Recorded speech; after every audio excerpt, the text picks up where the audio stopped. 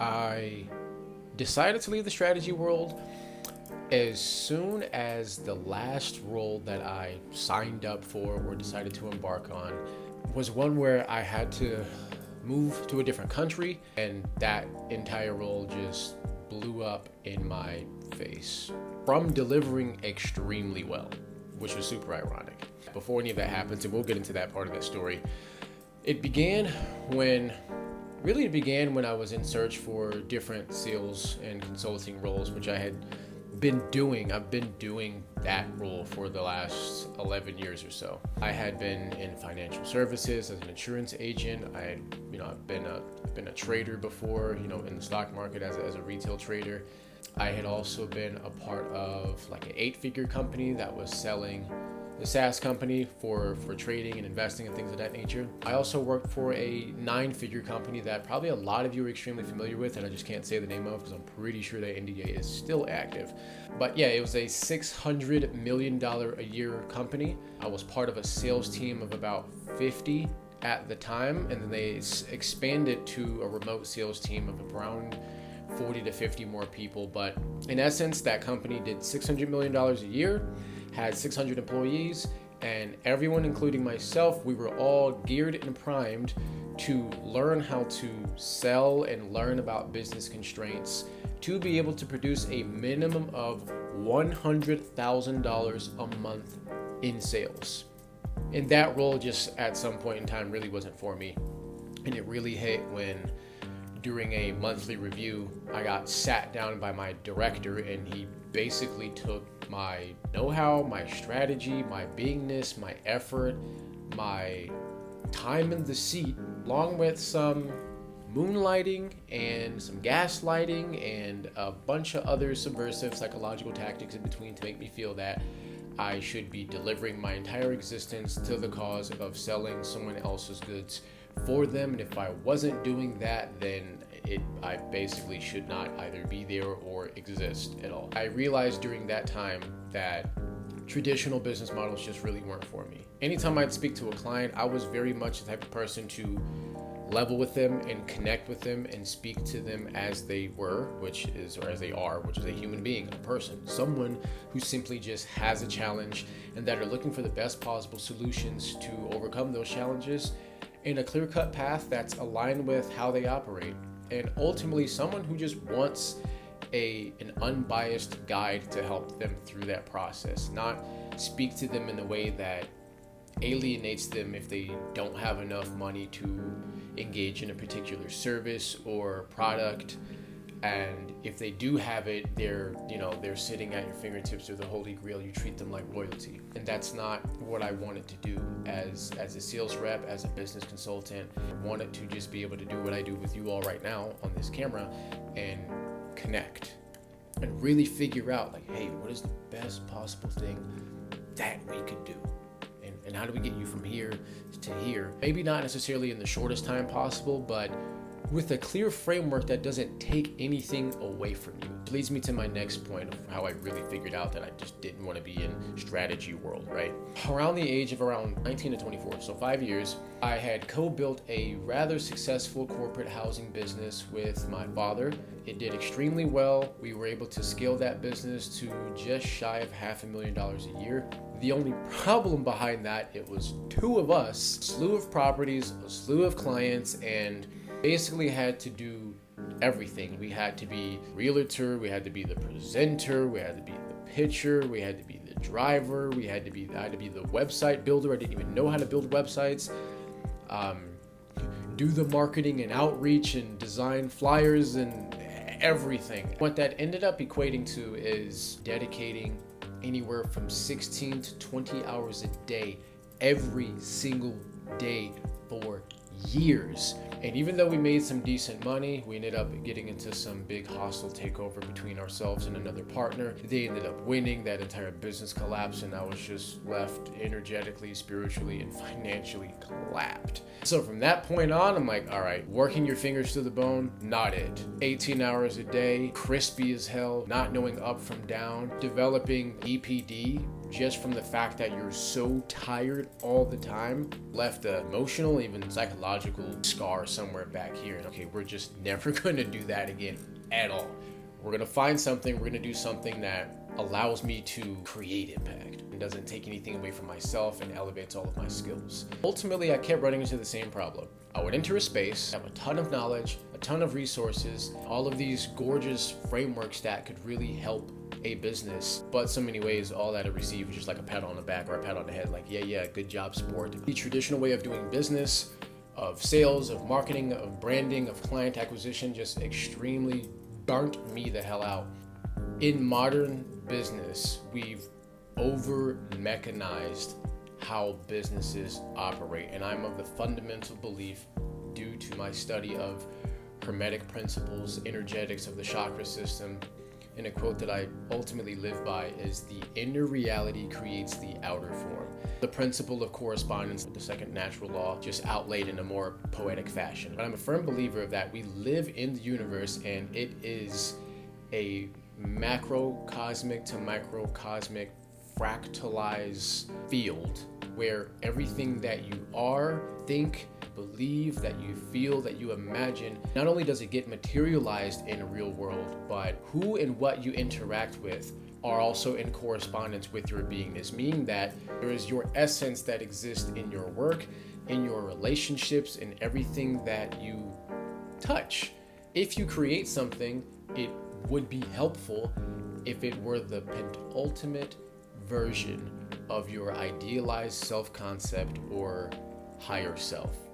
I've willfully gone through hundreds of funnels, worked with dozens upon dozens of different businesses, and they all point to one common theme, and that is scarcity. Someone has a constraint. You need to paint the cost of inaction. You need to make them feel it. Again, make them, keyword here, live in a paradigm where the fear of not doing something is what's going to lead them into that new paradigm, which to me is just doesn't make any sense, because how in the hell do you expect someone to willfully move into a new paradigm but then impose the fear of consequence upon them? Like, hey, if you don't do this, XYZ thing will happen, your life will implode and everything will just go to complete shit. And it's really not true. The other nuance behind this is modern business predicates a lot of its deliverables, its products and services upon your business or personal constraints are due to a lack of products or services, which isn't true. It's usually a lack of information, a lack of safety. When you have those two, then you have a person, a business, a being, what have you, that can feel safe enough and can willfully move into taking right steps and right action without feeling like they're gonna get their freaking legs chopped off if they make a mistake, because it's really not that deep. We're human beings. We're here to learn and evolve in this world and stumble up and down the stairs, but ultimately learn and take our experiences with us.